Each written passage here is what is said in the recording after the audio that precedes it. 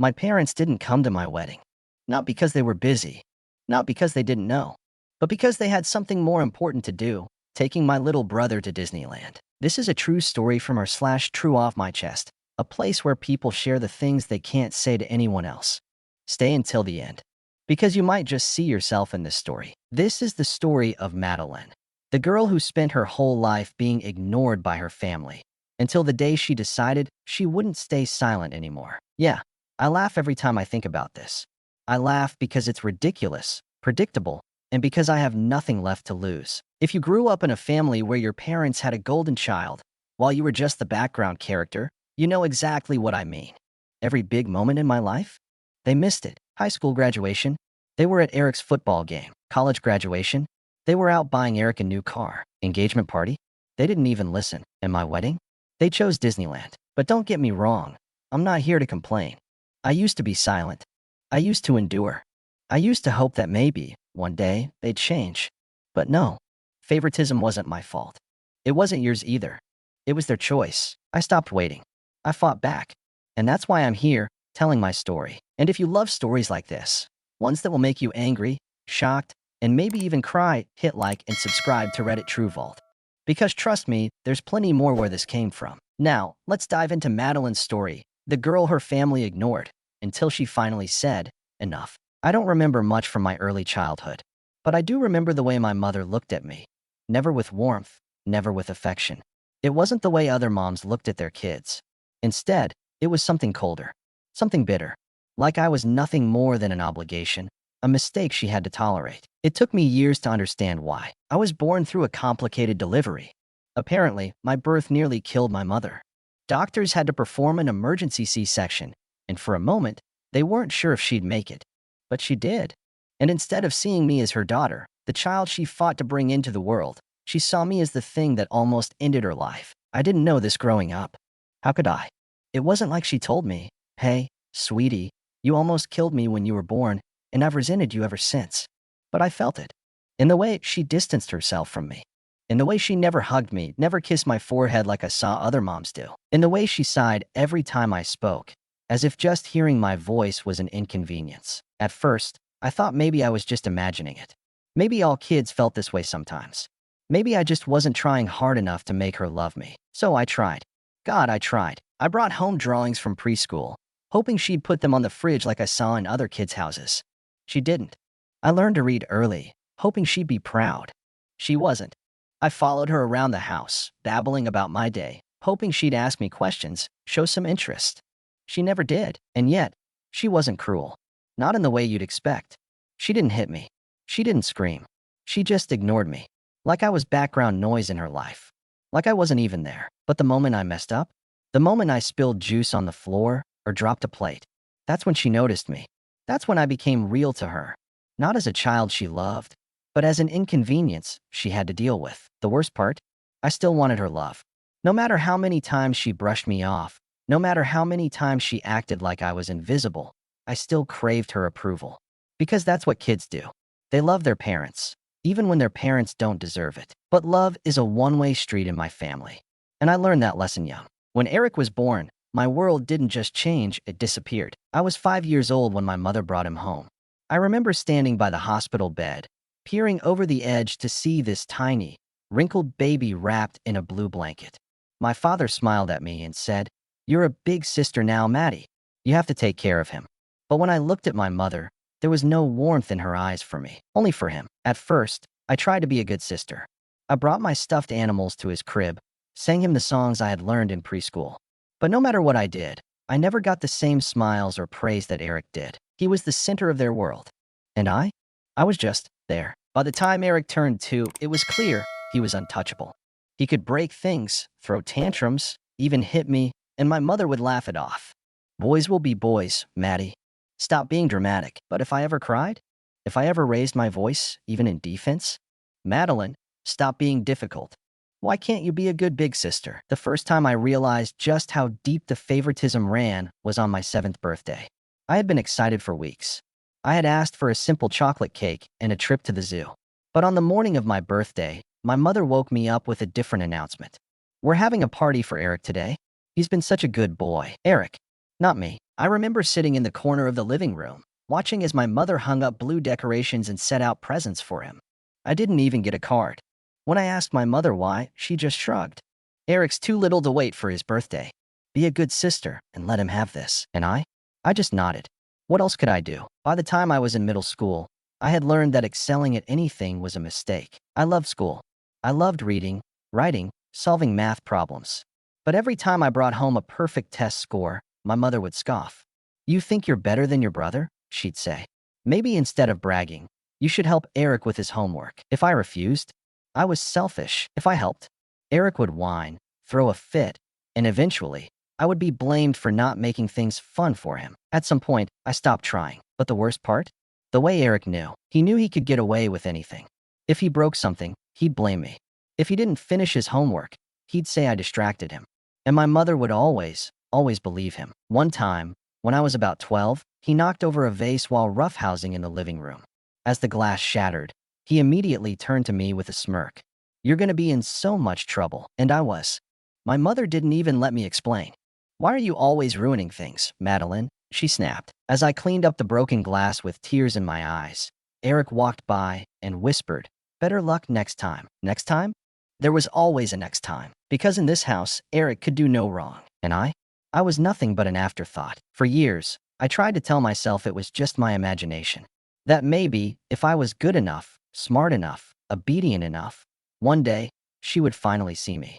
But at 10 years old, I made a choice. If being good didn't matter, what if I stopped trying altogether? I was 10 years old when I had my first act of rebellion. Not the kind of rebellion where kids sneak out at night or break the rules just to feel alive. No, mine was quiet. Calculated. A desperate test to see if I mattered at all. Up until that point, I had spent my entire life trying to be good. I studied hard, stayed out of trouble, did everything I was supposed to. And yet, nothing ever changed. No matter what I achieved, my mother's response was always the same. A dismissive nod, a sigh, a quick, that's nice, dear, before she turned back to Eric. So, I wondered, if doing well didn't get her attention, what if I failed? It was a math test, one I could have aced with my eyes closed. Instead, I left half the answers blank. For the ones I did fill in, I deliberately wrote the wrong numbers, scribbling nonsense equations that didn't even make sense. When the teacher handed back the tests, she looked at me with concern.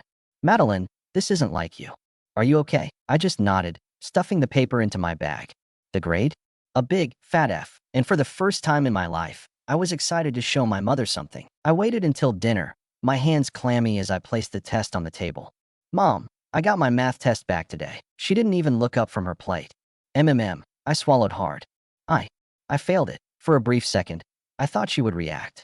I thought maybe she would finally see me, finally ask what was wrong, finally care. But all she did was sigh and wave a hand. Just try harder next time. That was it.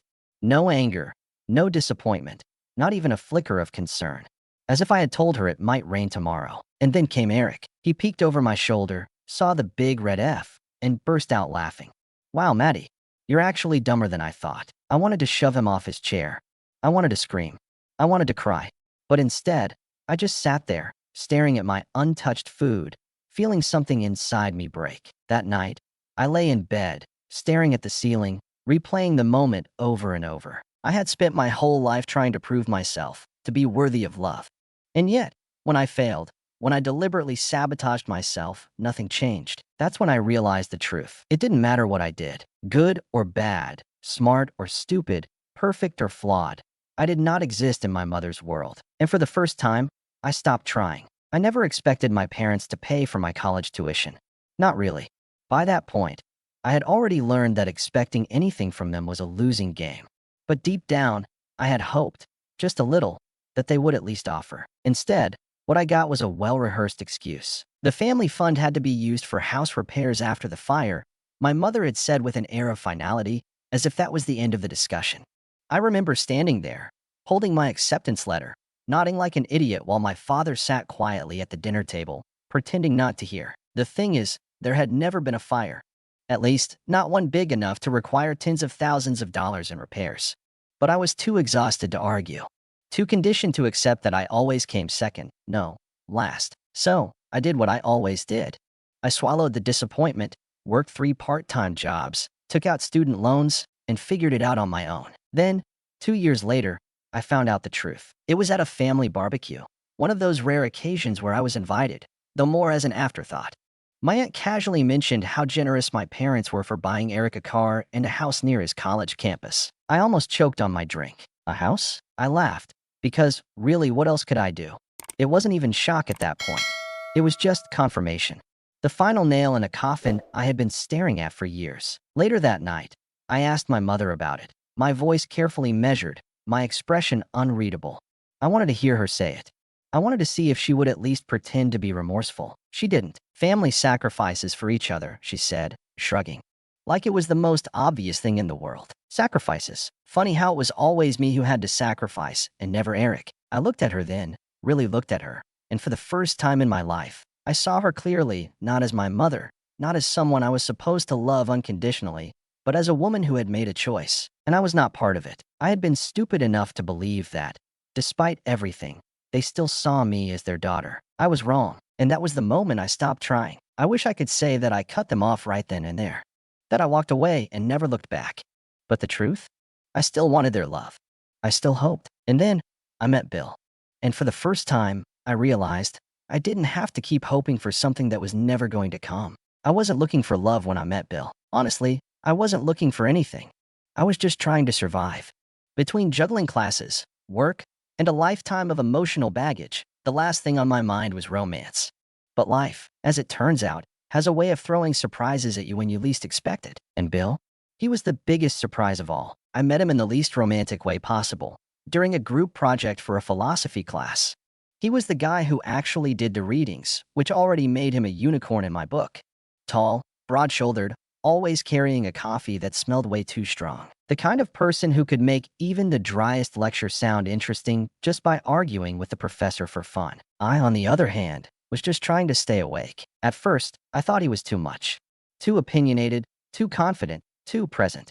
But then, one afternoon, we ended up stuck together at the library, waiting for the rest of our group to show up. Spoiler, they didn't. And somehow, between sarcastic complaints about our lazy teammates and shared eye rolls over the professor's latest ridiculous assignment, I found myself laughing. Really laughing. It felt strange. Foreign. Like stretching a muscle I hadn't used in years. From that day on, we just clicked. Bill had this way of making me feel seen. Not in the way Eric did, as an easy target. Not in the way my parents did, as a disappointment. But in a way that made me feel like me. I don't know when exactly I started trusting him. Maybe it was the time he noticed I always walked home alone after late-night study sessions and insisted on walking with me, even when it was out of his way. Or the time he showed up at my shift with a coffee and a muffin, just because he thought I might need a break. Or maybe it was the night I finally told him about my family. I hadn't planned to. It just came out. We were sitting on the hood of his car, parked at some random overlook, staring at the city lights. And before I knew it, I was spilling everything. The favoritism, the neglect, the way I had spent my whole life trying to be good enough for people who never even tried to love me. When I finished, I expected awkward silence. Maybe some forced reassurance. Instead, Bill just sat there for a moment, staring at the horizon. Then he turned to me and said, "That's the dumbest thing I've ever heard." I blinked. "Excuse me, I mean them." He waved a hand. "Your parents. That's the dumbest thing I've ever heard. How could they have you and not realize what they had?" It wasn't poetic. It wasn't dramatic. But damn if it didn't make my throat tighten. Because for the first time in my life, someone wasn't telling me to try harder or be the bigger person. Someone wasn't making excuses for them. Someone was just on my side. Bill was the first person who made me believe I deserved love. And that changed everything. I didn't expect Bill to propose when he did. It was a quiet evening, nothing dramatic or extravagant. We were sitting on the couch, half watching some dumb reality show, my feet tucked under his legs for warmth. And then, mid-conversation, mid-sentence, even, he just pulled out a ring. No big speech. No rehearsed lines.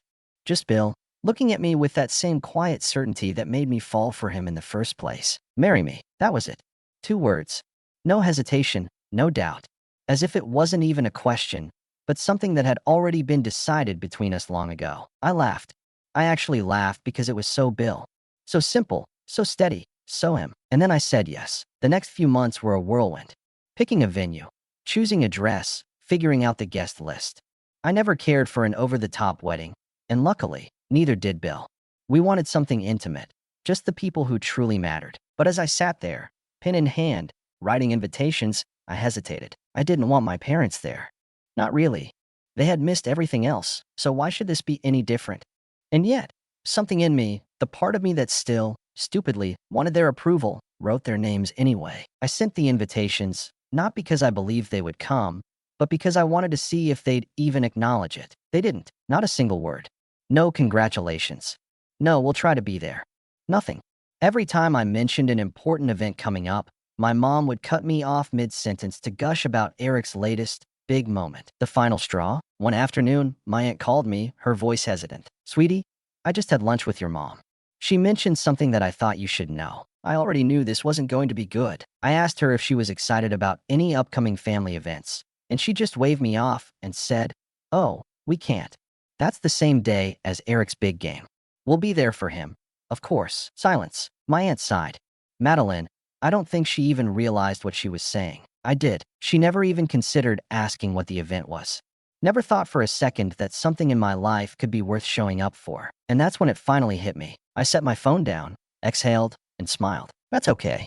They don't have to come. And just like that, I was free. I felt something snap inside me, not anger, not sadness, just clarity, comma dot. While my parents were busy cheering for Eric in Disneyland, I was walking down the aisle. The ceremony was perfect, better than I ever dreamed. Bill stood at the altar, grinning at me like I was the best decision he'd ever made. My grandpa was by my side, his eyes misty with pride. My friends were there, the family I had chosen, surrounding me with love and laughter. For once in my life, I felt seen. And then, karma did what it does best. One of my aunts, bless her soul, posted a beautiful wedding photo of Bill and me on Facebook. Her caption? "Such a shame that some parents miss this once-in-a-lifetime moment." Priorities, huh? The post blew up. People from our hometown started commenting, questioning, judging. My mom's social circle, those same people she spent years trying to impress, turned on her. When I got back from my honeymoon, my phone practically exploded. Hundreds of messages, missed calls. My mother alternating between furious rants and pitiful pleas. My father, silent at first, eventually sent a message full of regret. And then, the biggest shock of all, he finally stood up to my mother. He told her he was done. Done with the favoritism. Done with the years of neglecting his own daughter. He wanted a divorce. And just like that, my mother's perfect little world crumbled. I don't remember every detail of that conversation. Not because it wasn't important, it was. But because when your whole world shatters in real time, you don't process it like a movie scene. You feel it. Sharp. Heavy. Like something inside you is cracking open. I remember my father, staring down at the table like he wanted to disappear.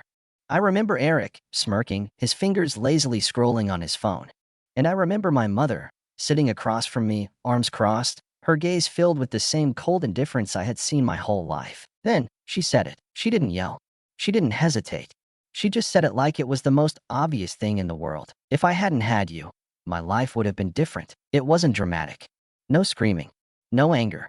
Just a simple, emotionless truth, as if she were commenting on the weather. I think I stopped breathing for a second. Somewhere, deep down, I had always known. But hearing it out loud? That was different. And Eric? He laughed. Actually laughed. "Jesus, Maddie. You're almost 30. How the hell did it take you this long to figure that out?" My hands clenched under the table. I turned to my father. My last chance. The man who always said he loved me, but never once fought for me. He wouldn't even look at me. Just sighed, his voice barely above a whisper. "I should have done more. That was it. Not I'm sorry. Not I should have protected you. Just a useless, past tense regret that meant absolutely nothing." And that's when I knew. I could sit here and cry. I could scream, demand answers, demand something. But what was the point? I looked at them, the people who were supposed to love me, and realized there was nothing left to say. I didn't get up. Not yet. Because if this was the last conversation I'd ever have with them, I wasn't going to leave quietly. I don't know what snapped first, my patience or the last shred of hope I had left. For years, I had swallowed everything. The favoritism, the neglect, the fact that, in this family, I was nothing but an afterthought. But this was it. I wasn't a child anymore, desperate for approval. I wasn't some girl trying to prove she was worth loving. I was a grown woman. And I was done. I exhaled slowly, steadying myself before I spoke. "You know what, Susanna? I used to think you hated me because of something I did. That maybe if I was better, if I was quieter, if I needed less, you would love me. But that's not it, is it? I stared at her, really stared at her, for the first time in my life. You don't hate me because of anything I did. You hate me because I exist. Because my birth ruined whatever perfect life you thought you were owed. And instead of growing the hell up, you spent your entire life blaming me. Her eyes narrowed, but she didn't speak. Maybe because she knew I was right.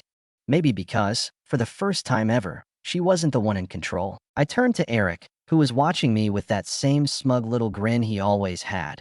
The one that made me want to slap it right off his face. And you really think you're special, don't you? You think you're some golden boy, some untouchable prince. I let out a short, humorless laugh. But you're not. You're just a spoiled, useless brat who wouldn't survive a day without someone cleaning up after him. His smirk faltered, just a little. You walk around like the world owes you something, but guess what? One day, there won't be anyone left to bail you out. One day, you're going to realize that you're nothing without mom propping you up. And I hope to God I'm there to see it. His jaw tightened. Jesus, Maddie. You're so damn bitter. No wonder mom hates you. I should have felt something when he said that. Anger. Hurt. But I didn't. Because for the first time, I saw him exactly for what he was. Pathetic. I turned to the last person left. Albert. My father. The man who had sat through everything and done nothing. And you. You were supposed to protect me. You were supposed to be my dad. But you never did a damn thing to stop them. He finally looked at me, his eyes filled with guilt. But I didn't care. You always said you loved me. But you know what, Dad? Love without action is worthless. You stood by and let them break me, over and over again. And now you want to sit here and act like you're sad? Like you regret it? I shook my head. You don't get to be sad. You don't get to feel guilty. Because you let it happen. You let them destroy me. Silence. No one spoke. For the first time in my life, they were the ones speechless. I let out a slow breath and stood up, pushing my chair back. I think we're done here. My mother scoffed. Oh, grow up, Madeline. Stop acting like such a victim. I laughed. A real, genuine laugh. You don't get it, do you? I'm not the victim here. Not anymore. I grabbed my bag and turned to leave. I didn't look back. I didn't hesitate. For the first time, I walked away, and I meant it. I blocked them. All of them. I didn't give some dramatic speech. I didn't wait for a final argument. I just stopped. Stopped answering their calls. Stopped reading their messages. Stopped letting them take up space in my life. And for the first time, there was silence. Not the kind of silence that used to choke me. The kind that meant I was waiting. Waiting for love. Waiting for validation. Waiting for something that was never going to come. No. This silence was peaceful. It was mine. A few months passed before I heard anything about them again. It wasn't from them, of course. They had no way to reach me. It was from my aunt. One of the few decent ones. The only one I ever really kept in touch with. She called me one evening, her voice hesitant. I thought you should know. Your father left. I almost laughed. Finally, Albert had always been a coward, but I guess even cowards had limits. He divorced Susanna, packed his things and left. I don't think she saw it coming. Good. She never saw anything coming. Not when it didn't revolve around her. And Eric, he's not doing well, Madeline. I said nothing. He's in debt. Badly. Lost most of his money gambling, drinking. He even got into a bar fight a few months ago, ended up in the hospital for over a month. I waited for the part where I was supposed to care. It never came. And your mother? My aunt hesitated. She's different. I don't know if it's guilt or just the weight of everything catching up to her. But she's not the same woman anymore. I closed my eyes, exhaling. For a moment, I let myself picture it. Susanna, once so proud, so smug, so certain that she was untouchable, alone, with no one left to worship her. Eric, once the golden boy, the untouchable prince, realizing that without his mother shielding him from consequences, the real world didn't give a damn about him. There was a time when I would have felt something. Pity, anger, maybe even a twisted sense of satisfaction. But now, I just felt nothing. I wasn't a villain. I didn't wish them harm.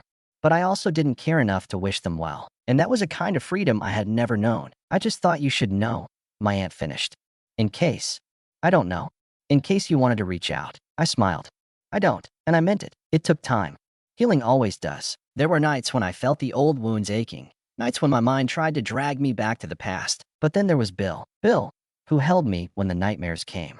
Bill, who never made me feel like I had to earn his love. Bill, who saw me, who had always seen me. We got married in front of the people who truly mattered. We built a life that was ours, untouched by the past. And for the first time in my life, I understood something I never had before. I didn't have to fight to be loved. I didn't have to prove I was worthy. I was worthy. I spent my whole life trying to make them love me. I told Bill one night, as we lay in bed, his arms wrapped around me.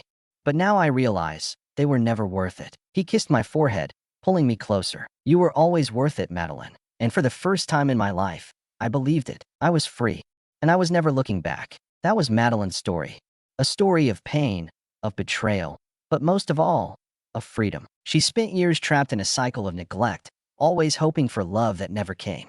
But in the end, she didn't just survive. She won. And maybe, just maybe, you see a part of yourself in her story. Maybe you've been the forgotten one. The one who was never enough. The one who kept waiting, kept hoping, kept hurting. If that's you, then hear this. You don't have to wait for love. You don't have to earn it. You deserve better. And sometimes, the bravest thing you can do is walk away. If you like this story, make sure to like, comment, and subscribe to Reddit True Vault. We bring you real stories, raw, unfiltered, and unforgettable. Stories that shock you, move you, and sometimes hit a little too close to home. And if you've ever had to walk away from something that was hurting you, tell us in the comments, because your story, it matters too.